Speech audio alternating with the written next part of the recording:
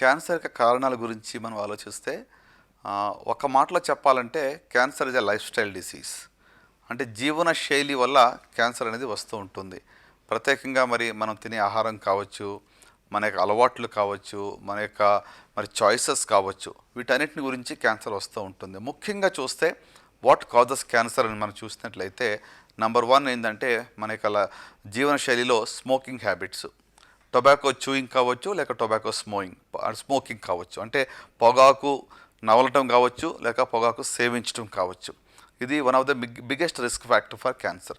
రెండవదిగా మరి addiction to alcohol, అత్యధికంగా మద్యపానం చేయడం.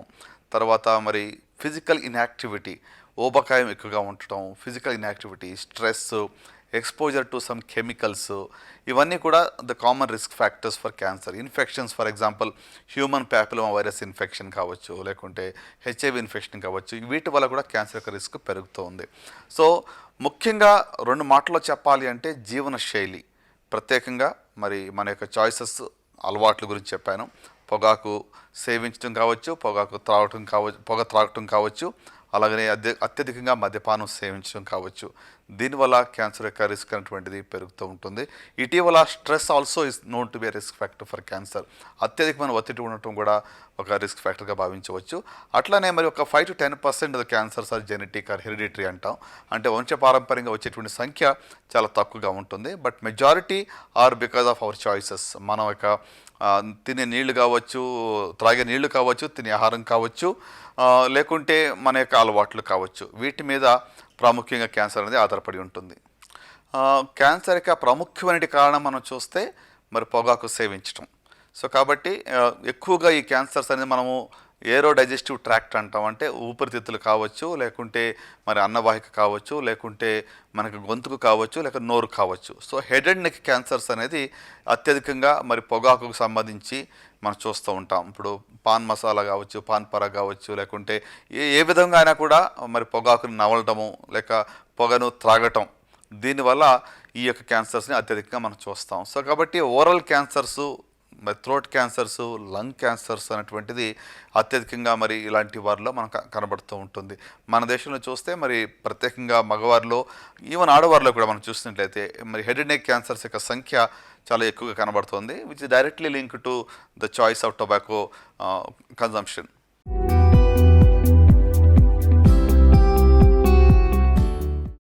క్యాన్సర్ సంబంధించి కొన్ని సిమ్టమ్స్ ఉంటాయి. సర్వసాధారణంగా దానిని కాషన్ అని నేను చెప్తూ ఉంటాను. CAUTION. దానికి ఒక న్యూమోరిక్గా దానికి చెప్తూ ఉంటాం. సి అంటే changes in bowel and bladder habits, అంటే మలమూత్ర విసర్జనలో మార్పులు రావడం. ఇటీవల లాస్ట్ 2 to 3 వీక్స్ నుంచి మానకుండా మలమూత్ర విసర్జనలో మార్పులు, ఉదాహరణకు ఎక్కువగా కాన్స్టిపేషను, లేకుంటే ఎక్కువగా డయేరియా, లేకుంటే ఎక్కువగా రక్తస్రావం అవటము, బ్లడ్ ఇన్ ద స్టూల్, లేకుంటే mucus in the stool. So ఇలాంటివి ఎలాంటి మార్పులు కొత్తగా వచ్చి పర్సిస్టెంట్గా ఉన్నట్లయితే డాక్టర్ని సంప్రదించాలి. So number 1 changes in bowel and bladder habits, మలమూత్ర విసర్జనలో మార్పులు. రెండోదిగా a sore which does not heal, మానని పుండు. మనకి చిన్నగా టంగ్ బైట్ అయితే ఒక వారంలో పుండు మానిపోతుంది. ఒకవేళ ఈ యొక్క శరీరంలో ఏ భాగంలోనే కూడా ఒక పుండు ఉంది, మానటం లేదు, నొప్పి లేకపోయి ఉండవచ్చు, కానీ మానకుండా ఉంది, 2-3 వారాలైనా కూడా పుండు అలాగనే ఉంది అన్నట్లయితే అది క్యాన్సర్ యొక్క లక్షణం అయి ఉండవచ్చు. అలాగనే మరి మూడోదిగా CA అయింది. U అంటే అన్యూజువల్ డిశ్చార్జ్ ఆర్ బ్లీడింగ్, రక్తస్రావం కావచ్చు, లేకుంటే తెల్లబట్ట కావచ్చు. ప్రత్యేకంగా ఆడవారిలో మరి అన్యూజువల్గా discharge from anywhere in the body అయినట్లయితే తప్పకుండా మీరు డాక్టర్ని సంప్రదించాలి. నెక్స్ట్ వచ్చి టీ అంటే థిక్నింగ్ ఆర్ లంప్. శరీరంలో ఇటీవల కొత్తగా లంప్, గడ్డ ఏదైనా ఏర్పడితే దాన్ని క్యాన్సర్ లక్షణమా కాదా అని తెలుసుకోవడం ప్రాముఖ్యం. అంటే చిన్నప్పటి నుంచి చిన్న చిన్న గడ్డలు చాలామంది కనబడుతూ ఉంటాయి, వాటికి కంగారు పడే అవసరం లేదు.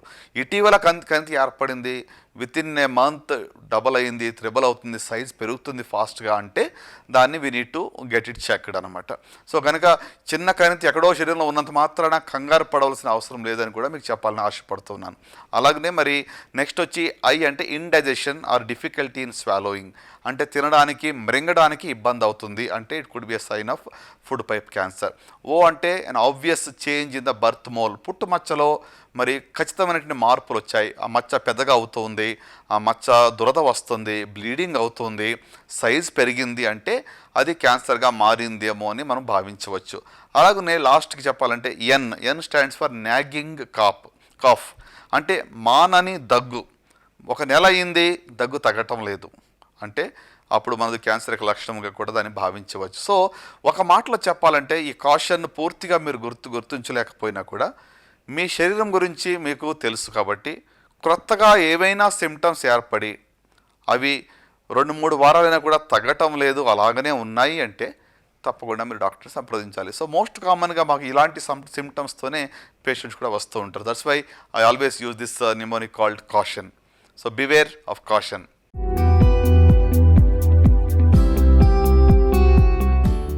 సో క్యాన్సర్ని మరి గుర్తించడం చాలా ప్రాముఖ్యం, ఎందుకంటే early diagnosis will give the best results. ముందశలో కనుగొంటే క్యాన్సర్ని పూర్తిగా జయించవచ్చు. సో కాబట్టి ముందశలో కనుగొనటానికి ఇక సిమ్టమ్స్ గురించి అవగాహన చాలా ప్రాముఖ్యం. ఇందాక నేను చెప్పిన సిమ్టమ్స్లో మానని పొండు ఉంది, కొత్తగా కణితి ఏర్పడింది, నొప్పి లేదు, ఏమి ఇబ్బంది లేదు. So don't neglect it. So వెంటనే దాన్ని మీరు పరీక్ష చేయించుకోవడం చాలా ప్రాముఖ్యం. సో అవేర్నెస్ అనేది చాలా ప్రాముఖ్యం. అవగాహన లేకపోవటం వల్ల చాలా వరకు నాకేం ఇబ్బంది లేదులే అని చెప్పి నెగ్లెక్ట్ చేసి స్టేజ్ దాటిన తర్వాత అంటే ఇప్పుడు 3rd స్టేజ్ 4th స్టేజ్లో ఎక్కువ మంది వస్తూ ఉంటున్నారు. సో దీనివల్ల రిజల్ట్స్ ఆర్ వెరీ బ్యాడ్ అనమాట. అందువల్ల వెస్టర్న్ కంట్రీస్లో అర్లీ డయాగ్నోసిస్ సుమారుగా 70 to 80% ఉంటే మన దగ్గర 70% వరకు లేట్ స్టేజ్లో డయాగ్నోస్ అవుతూ ఉంది. సో కనుక దీనిలో మార్పు మనం తీసుకురావడం ఎంతైనా ప్రాముఖ్యం. కాబట్టి అవగాహన ఇంపార్టెంట్. మరి ప్రజలు కూడా ఈ యొక్క సిమ్టమ్స్ గురించి తెలుసుకుని ముందుగా దాన్ని చూపించుకున్నట్లయితే ఖచ్చితంగా we can diagnose it early. అంత మాత్రమే కాదు, ఇంకా ముందుగా తెలుసుకోవాలి. సిమ్టమ్స్ వచ్చేటప్పటికే చాలాసార్లు ఏమవుతుందంటే లేట్ స్టేజ్ అవుతూ ఉంటుంది. కొన్ని జబ్బులు అర్లీ సిమ్టమ్స్ ఉండవు. ఫర్ ఎగ్జాంపుల్ ప్యాంక్రెటిక్ క్యాన్సర్ కావచ్చు, లేక స్టమక్ క్యాన్సర్ కావచ్చు. సిమ్టమ్స్ రావాలంటేనే టైం పడుతూ ఉంటుంది. సో ఇలాంటి అప్పుడు ఏంటంటే కొన్ని క్యాన్సర్, ప్రత్యేకంగా common cancer like breast cancer కావచ్చు, సర్వైకల్ క్యాన్సర్ కావచ్చు, లంగ్ క్యాన్సర్ కావచ్చు, ఓరల్ క్యాన్సర్ కావచ్చు, వీటికి సంబంధించి మనకి మరి అర్లీ డయాగ్నోసిస్ చేయడానికి కొన్ని స్క్రీనింగ్ టెస్టులు అందుబాటులో ఉన్నాయి. అంటే ముందశలో మీకు ఎలాంటి ఇబ్బంది లేనప్పుడు కూడా కొన్ని పరీక్షలు చేసి అర్లీగా డయాగ్నోస్ చేయడానికి వీలు పడుతుంది. దాన్నే స్క్రీనింగ్ ఫర్ క్యాన్సర్ అంటాం. సో ఇప్పుడు ఇందాక నేను చెప్పిన రీతిగా మొబైల్ క్యాన్సర్ స్క్రీనింగ్ వెహికల్ ద్వారా మేము ఇలాంటి సిమ్టమ్స్ లేని వారికి చేసే పరీక్షలనే స్క్రీనింగ్ అని అంటాం. సో కనుక దీని ద్వారా కూడా క్యాన్సర్ని ముందశలో మనం కనుగొనడానికి వీలు పడుతుంది. So awareness is important, screening is important, life style యొక్క మార్పులు కూడా చాలా ప్రాముఖ్యం నేను చెప్తాను. క్యాన్సర్ ప్రారంభ దశలో పెయిన్ అనేది ఉండదు. చాలా వరకు ఇట్స్ ఏ పెయిన్లెస్ లంప్ కానీ లేకుంటే పెయిన్లెస్ అల్సర్ కానీ ఒక పుండు కానీ ఉండవచ్చు. కానీ ఒకసారి అది పెరుగుతూ ఉన్నప్పుడు లోపల సరౌండింగ్ ఆర్గన్స్ని ఇన్వేట్ చేసినప్పుడు పెయిన్ స్టార్ట్ అవుతుంది. యూజువల్గా వేరే చోటకి అంటే బోన్స్ కానీ మరి లివర్ కానీ లంగ్స్ కానీ పాకిన తర్వాత కూడా ఇంకా చాలా ఎక్కువ సిమ్టమ్స్ వస్తాయి. ఎక్కువగా బాడీ పెయిన్స్ కావచ్చు, బోనీ పెయిన్స్ కావచ్చు, లేకుంటే loss of appetite, weight loss, ఇలాంటి సిమ్టమ్స్ కూడా లేట్ స్టేజ్లో వస్తూ ఉంటాయి. సో కనుక we should not ignore the symptoms. అంటే కోవిడ్ ఉన్నంత మాత్రాన క్యాన్సర్ని మనం నెగ్లెక్ట్ చేయకూడదు అనేది నా యొక్క మెసేజ్ అండి.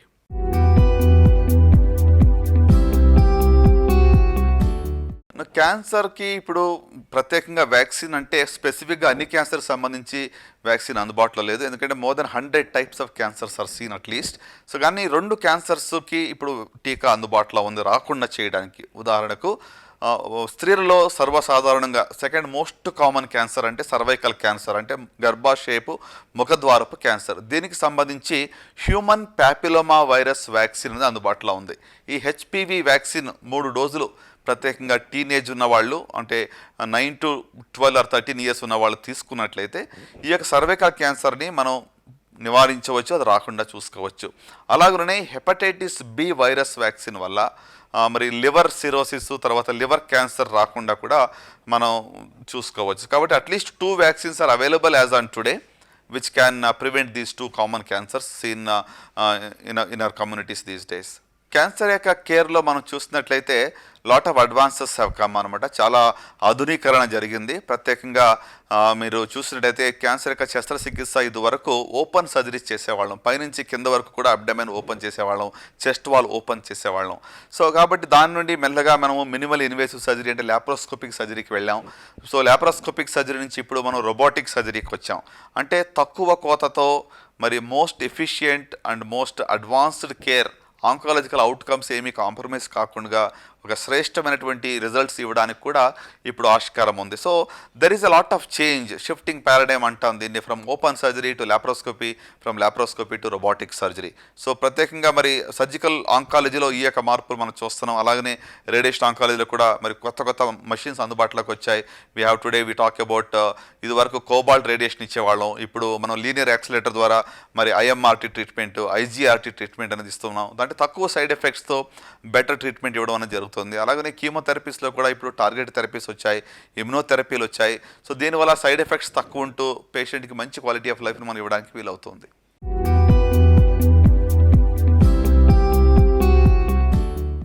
క్యాన్సర్ అటువంటిది వచ్చిన తర్వాత అది పూర్తిగా తగ్గిందా లేదా అనేది సమయం నిర్ణయిస్తుంది.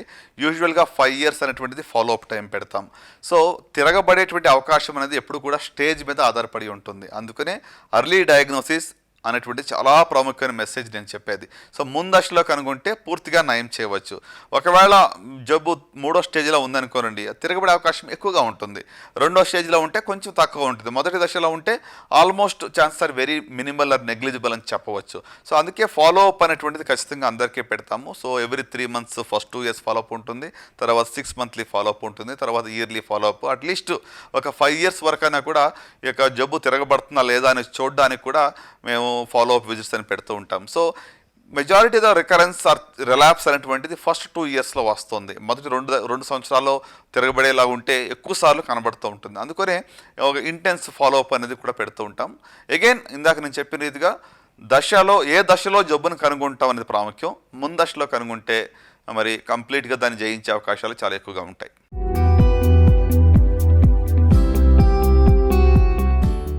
ఇప్పుడు క్యాన్సర్ని మనం ముందుగా తెలుసుకోవాలి అంటే సిమ్టమ్స్ గురించి ఒక అవగాహన కలిగి ఉండాలి.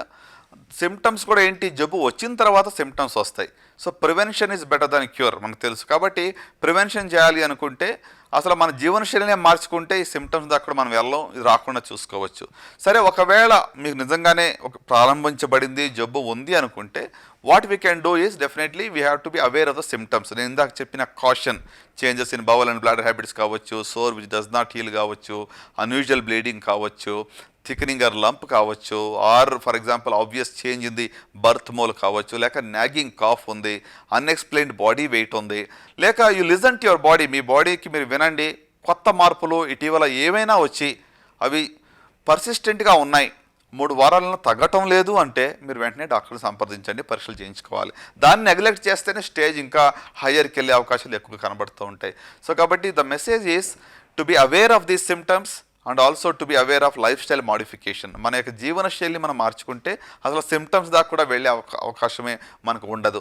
సో ఒకవేళ ఇంకొక ప్రివెన్షన్ లేక ఇంకా అర్లీగా డయాగ్నోస్ చేయాలంటే ఇందాక నేను చెప్పిన రీతిగా స్క్రీనింగ్ ఫర్ క్యాన్సర్, ముందశలో కనుగోవడానికి మనం స్క్రీనింగ్ చేయవచ్చు. సో స్క్రీనింగ్ అనేది మీకు సిమ్టమ్స్ లేనప్పుడు కొన్ని పరీక్షల ద్వారా ఇంకా ముందుగా, అంటే మొదటి దశ కంటే ముందుగానే జబ్బును కనుగొనడానికి వీలవుతుంది. ఫర్ ఎగ్జాంపుల్ బ్రెస్ట్ క్యాన్సర్ ఉంది, దాంట్లో మీకు చేతికి గడ్డ తగలాలంటే అట్లీస్ట్ ఒక 2-3 సెంటీమీటర్లు ఉండాలి. కానీ ఇక మ్యామోగ్రఫీ అనేటువంటి ఒక ఎక్స్రే ద్వారా 0.5 సెంటీమీటర్స్ చిన్న గడ్డ ప్రారంభమైనప్పుడు కూడా దాన్ని కనుగొనవచ్చు. అలాగనే సర్వైకల్ క్యాన్సర్కి ప్యాప్ స్మియర్ అనే సింపుల్ టెస్ట్ ఉంది. దాని ద్వారా మరి ఇక ప్రీ క్యాన్సరస్ లీజన్స్ అంటే క్యాన్సర్గా అవ్వక ముందే ఉన్నటువంటి స్టేజ్లో దాన్ని కనుగొనడానికి వీలు పడుతుంది. సో ఇట్లా for example oral cancers simple examination by A doctor is enough అనమాట. ఒకవేళ ప్రీ క్యాన్సర్స్ లీజన్స్ ఉన్నాయా, ఆల్రెడీ ఏమైనా లక్షణాలు ప్రారంభించబడ్డాయా అనేది కూడా మనం చూసినట్టయితే కనుగొనడానికి వీలవుతుంది. సో ఇట్లా కొన్ని ట్యూమర్ మార్కర్స్ కావచ్చు, ఫర్ ఎగ్జాంపుల్ కొలోనోస్కోపీ కానీ, ఎండోస్కోపీ కానీ, prostate specific antigen for prostate cancer కావచ్చు. సో ఇవన్నీ కూడా మనం మరి ఏజ్కి తగ్గట్టుగా కొన్ని గైడ్ లైన్స్ ఉన్నాయి. దాని ప్రకారంగా కొన్ని టెస్టులు మనం చేసినట్లయితే after 40 years of life certainly it will help అనమాట, ముందుగా తెలుసుకోవడానికి కానీ తర్వాత మరి దాన్ని పూర్తిగా నయం చేయడానికి కూడా వీలవుతుంది.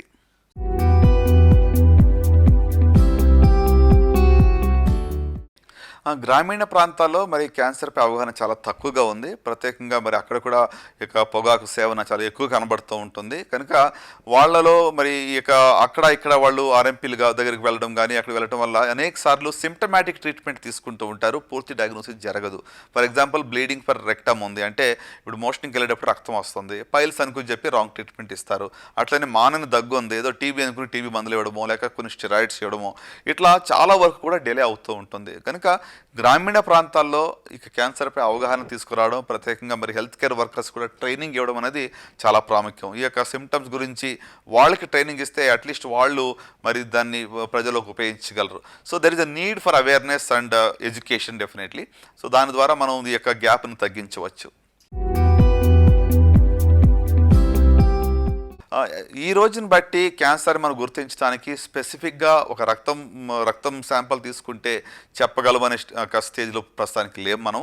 కానీ కొన్ని tumour markers, for example ovarian cancer ఉంది, అండాశయపు క్యాన్సర్ సంబంధించి CA-125 అనేటువంటి మార్కర్ రైజ్ అవుతుంది దాంట్లో. అలాగనే ప్రోస్టేట్ క్యాన్సర్లో PSA రైజ్ అవుతుంది.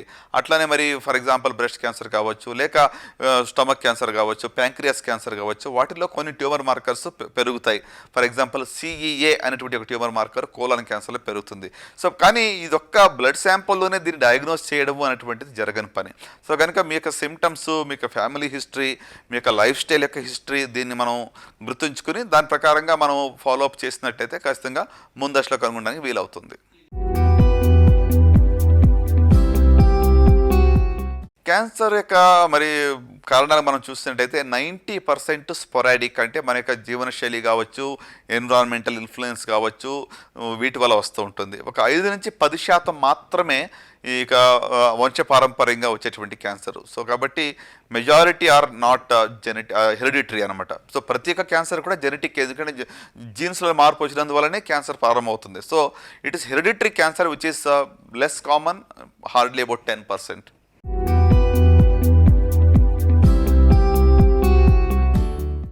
క్యాన్సర్ యొక్క శస్త్రచికిత్సలో మరి అత్యాధునికమైనటువంటి డెవలప్మెంట్ ఏంటి అంటే రోబోటిక్ సర్జరీ.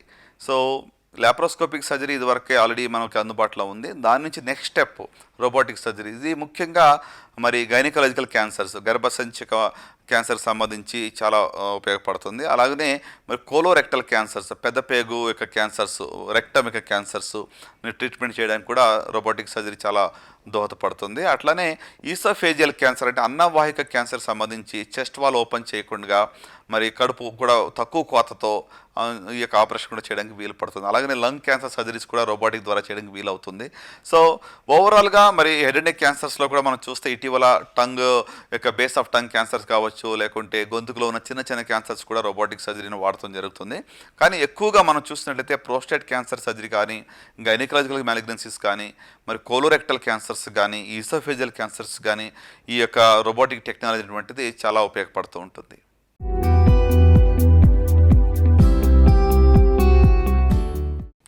రోబోటిక్ సర్జరీ యొక్క అవుట్కమ్స్ మనం చూసినట్లయితే ఆంకాలజికల్గా చాలా సేఫ్ సర్జరీ అని చెప్పవచ్చు. సో కాబట్టి ఇక రోబోటిక్ టెక్నాలజీ అనేటువంటిది computer brought in to the operating room. So laparoscopy ఇదివరకు ఏదైతే చేసామో దానికి ఒక కంప్యూటర్ తీసుకుని వచ్చాం, 3D విజన్ తీసుకుని వచ్చాం, బెటర్ విజన్ ఉంటుంది, మరి మ్యాగ్నిఫికేషన్ 10 times ఉంటుంది, తక్కువ రక్తస్రావం ఉంటుంది, లెస్ పెయిన్ ఉంటుంది, అర్లీ డిశ్చార్జ్ ఉంటుంది, పోస్ట్ ఆప్ ICU స్టే తగ్గుతుంది. అంత మాత్రం కాదు, మరి ఇన్ఫెక్షన్ రేట్స్ కూడా తగ్గుతాయి. సో ఓవరాల్గా patient he's got so many benefits because of the minimally invasive surgery, mainly I would say robotic surgery. So కాబట్టి ఈ యొక్క టెక్నాలజీ యొక్క అడ్వాన్స్మెంట్ వల్ల పేషెంట్ యొక్క అవుట్కమ్స్ అనేది చాలా వరకు ఇంప్రూవ్ అయ్యాయి.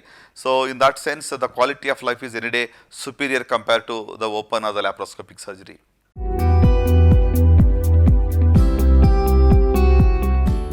సో ఇప్పుడు క్యాన్సర్ యొక్క ట్రీట్మెంట్ మనం చూస్తున్నట్టయితే స్టేజ్ మీద ఆధారపడి ఉంటుంది. ప్రత్యేకంగా సాలిడ్ ట్యూమర్స్లో అర్లీ స్టేజ్లో ఉంటే ముందు సర్జరీ చేస్తాం. ఒకవేళ కొంచెం అడ్వాన్స్ స్టేజ్లో ఉంటే ముందు కీమోథెరపీ కానీ, రేడియేషన్ కానీ, లేక రెండు ఇచ్చి జబ్బును చిన్నగా చేసి తర్వాత మనం ఇక సర్జరీ చేస్తాం. సో సర్జరీ అనేటువంటిది decision of surgery won't change because of the technology.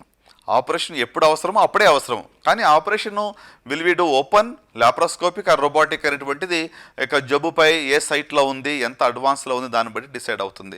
So కాబట్టి యూజువల్గా చాలా అడ్వాన్స్ స్టేజెస్లో రోబోటిక్ సర్జరీ అనేది వాడము. చాలామంది ఏమనుకుంటారంటే స్టేజ్ 4లో ఉన్నా కూడా రోబోట్ ఆపరేషన్ చేసి తీసేస్తుందేమో, రోబోటిక్ సర్జరీ వల్ల చాలా మేలు అవుతుందని అనుకుంటారు. So it is not like that. So let is అంటే చాలామంది స్టేజ్ 4లో సర్జరీ అనేది చాలా వరకు చేయం అసలు. So it's like not feasible, not fit for surgery అనమాట. సో కనుక indications for surgery same for open, laparoscopic or robotic, అందులో ఏం మార్పు ఉండదు. కానీ based upon the patients condition and fitness for the procedure, anaesthesia fitness కావచ్చు, అన్నీ చూసుకుని దాన్ని బట్టి ఏ మొడాలిటీ ఈజ్ బెస్ట్ అనేటువంటిది పేషెంట్తో మాట్లాడిన తర్వాతనే we will take a decision. So it's a shared decision making. అంటే ఏ పేషెంట్, ప్రతి పేషెంట్ కూడా ఒకే ప్రొసీజర్ మనం ప్రిస్క్రైబ్ చేయలేం. రోబోటిక్ సర్జరీ యొక్క మరి అక్సెప్టెన్స్ అనేది ఇండియాలో బాగా పెరిగింది. ఇటీవల మనం చూసినట్టు ఇప్పుడు ఇండియాలో మోర్ దెన్ 75 రోబోటిక్ సెంటర్స్ ఉన్నాయి ఇప్పుడు. మరి Apollo hospitals is one of the earliest to adopt this technology అని చెప్పొచ్చు. ఆల్మోస్ట్ 10 years బ్యాక్ ఈ టెక్నాలజీని అడాప్ట్ చేసుకున్నాం. So more than 75 centres and it's fast growing. And digital surgery అనేటువంటిది ఫ్యూచర్ అనేది నేనైతే రూఢిగా నమ్ముతూ ఉంటున్నాను. So in the days to come it will further expand much I would say. ఇప్పుడు మీరు చూసినట్లయితే ఇంతవరకు కూడా ఇన్సూరెన్స్ వాళ్ళు రోబోటిక్ సర్జరీకి అప్రూవల్ ఇచ్చేవాళ్ళు కాదు. ఇప్పుడు almost all insurance or accepting robotic surgery because there is so much of enough data to suggest that the outcomes are better, the quality of life is good. So kabatti now in general if you see the acceptance is much great these days, and people are changing and evolving to accept the newer technology, and that's going to benefit the patient anamata.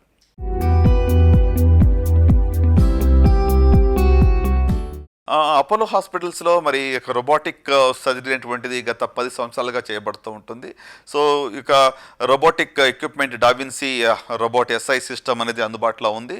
So దీని ద్వారా మరి we're able to do complex cancer సర్జరీస్ని ఇక robotics ద్వారా మనం చేయడానికి వీలు పడుతూ ఉంటుంది. So we been practising it for over a decade now, and it's been found to be very safe to the patient and very much advantages. ఇందాక నేను చెప్పిన రీతిగా అన్ని రకాలుగా కూడా పేషెంట్ యొక్క అవుట్కమ్స్లో this is preferred, and this is one of the best modality I can recommend for patients who are suitable for this kind of surgery.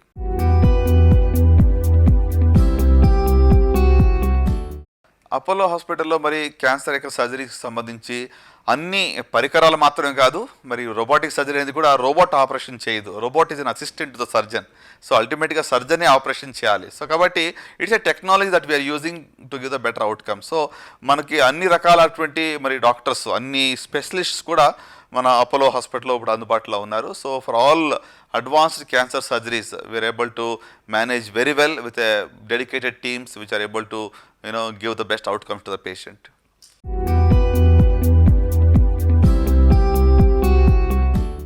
ప్రజలు రోబోటిక్ సర్జరీ గురించి మరి చాలా మందిలో అపోహలు కూడా ఉన్నాయి. First we need to remove the myths అనమాట. అంటే అనేక మంది ఏమంటారంటే ఏ స్టేజ్లో ఉన్నా కూడా నయం అయిపోతుంది రోబోటిక్ సర్జరీ అనుకుంటారు. అట్లా కాదు. మీకు సర్జరీ అవసరమైనప్పుడు మీ స్టేజ్కి అనుగుణంగా ఓపెన్నా, ల్యాప్రోస్కోపియా లేకపోతే రోబోటిక్ అనేటువంటిది డిసైడ్ చేసుకోవాలి. కానీ మీకు ప్రత్యేకంగా మరి స్త్రీలలో ఎండోమెట్రియల్ అంటే యూట్రైన్ క్యాన్సర్ కావచ్చు, లేకుంటే మరి ప్రత్యేకంగా ఈసోఫేజియల్ క్యాన్సర్ కావచ్చు, లేక కోలోరెక్టల్ క్యాన్సర్ కావచ్చు, are you eligible for robotic surgery, is it applicable for you అనేది మీరు తెలుసుకోవడం చాలా ప్రాముఖ్యం. ఇక ఆస్క్ యువర్ డాక్టర్. మీ డాక్టర్ మీరు సంప్రదించినప్పుడు అడగండి, మీరు can I undergo a laparoscopic surgery, can I undergo robotic surgery, or only open surgery చేయాలా అనేది ప్రజలు అడిగి తెలుసుకోవడం it's their right. And whatever is best for them, I think they should get the best treatment from what they deserve. Present ఎరాలో మనం చూసినట్లయితే because of Covid times క్యాన్సర్ని చాలామంది నెగ్లెక్ట్ చేస్తున్నారు. అంటే for them it's not a priority at all. So కనుక నేను ఇచ్చే మెసేజ్ ఏంటంటే ప్రత్యేకంగా తెలుగు రాష్ట్రాల్లో ప్రజలకి, COVID is here to stay but cancer cannot be ignored. క్యాన్సర్ని మనము నెగ్లెక్ట్ చేయడానికి ఆస్కారం లేదు. ఎందుకంటే కోవిడ్కి వ్యాక్సిన్ కూడా అందుబాటులోకి వచ్చేస్తుంది. డెఫినెట్గా మనం ఆల్రెడీ రిజల్ట్స్ చూసాం. Covid results are any day superior. We're able to overcome this disease. కానీ క్యాన్సర్ మనం లేట్ స్టేజ్లో కనుగొంటే మనం ఓవర్కమ్ చేయడం చాలా కష్టం. కాబట్టి అవగాహన చాలా ప్రాముఖ్యము. మరి ప్రజల్లో అప్రమత్తం కావాలి, జాగ్రత్తగా ఉండాలి. లైఫ్ స్టైల్ మాడిఫికేషన్ చాలా ఇంపార్టెంట్. మన యొక్క అలవాట్ల గురించి కొంచెం జాగ్రత్త పడటం చాలా ప్రాముఖ్యం. ముందశలో కనుగొనడానికి స్క్రీనింగ్కి వెళ్ళడం కూడా చాలా ప్రాముఖ్యం.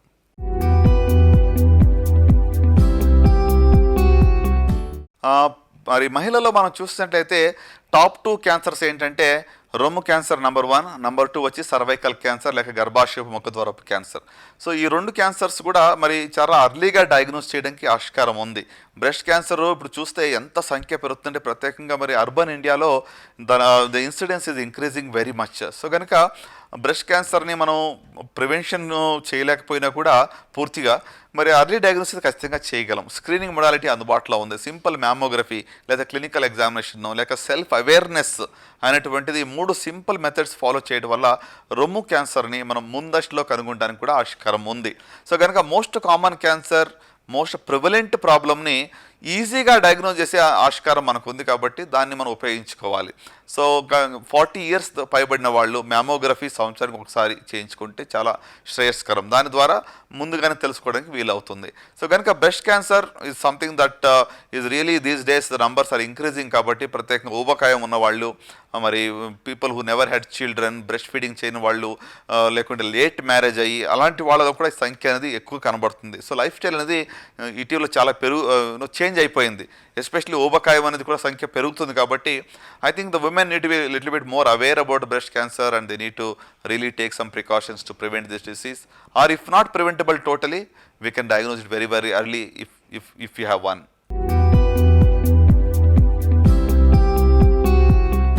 క్యాన్సర్కి మరి ఆహారానికి చాలా రిలేషన్స్ ఉన్నాయండి. మరి అడల్టరేటెడ్ ఫుడ్ తీసుకోవడం వల్ల, ప్రత్యేకంగా మరి ఎక్కువగా fatty diet, oily and fatty diet ఎక్కువగా తీసుకోవడం వల్ల కూడా రిస్క్ అనేది పెరుగుతూ ఉంటుంది. So it's important for us to know that the diet that you take is also very essential. ఎందుకంటే ఎక్కువగా ఫ్రూట్స్ అండ్ వెజిటబుల్స్, ఎక్కువగా మరి salads with green leafy vegetables వీటిని కన్జంప్షన్ ఎక్కువగా తీసుకుంటే క్యాన్సర్ని రాకుండా కూడా మనం ఆపవచ్చు.